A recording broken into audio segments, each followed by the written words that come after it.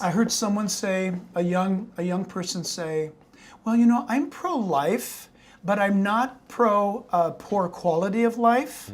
Right. So what I'm against is, okay, rah, we get abortion abolished, but now these kids are being born into a world where they just don't have a chance. They actually go from some sort of hypothesis in their mind, theory, to almost them being lured. Yeah.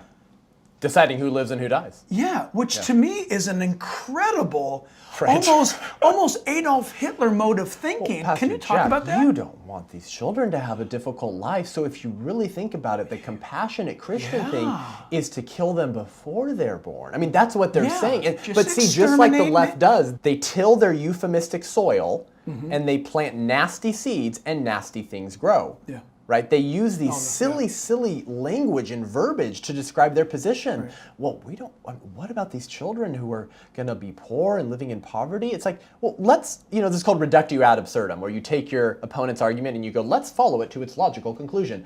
Oh, slaughter children to spare them difficult life circumstances. Right. That's not compassionate. But then they do this weird thing where they combine quality of life outside the womb, Pastor Jack, with protection of life in it. And then they pretend like those two are morally equivalent. Yeah, like they care. That's why they say, actually, Pastor Jack, have you seen the data that says Democratic policies decrease abortion rates? Oh yes, that's a big talking. So if you're really pro-life, you'll vote for the Democratic Party, the party of abortion.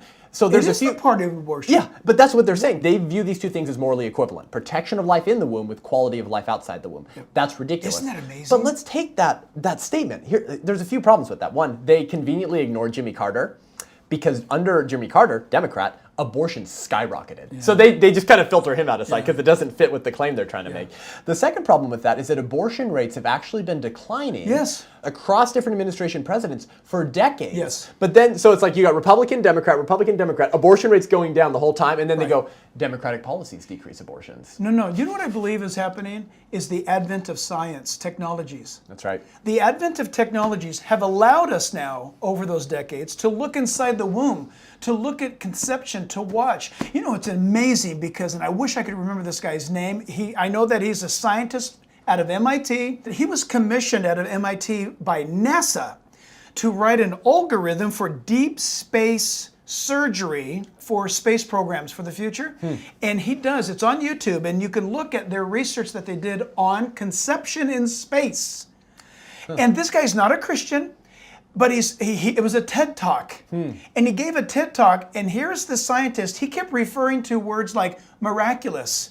It's beyond us. We've never seen anything like this. It's remarkable. It's metered. It's controlled. It's engineered. He's giving all of these, right?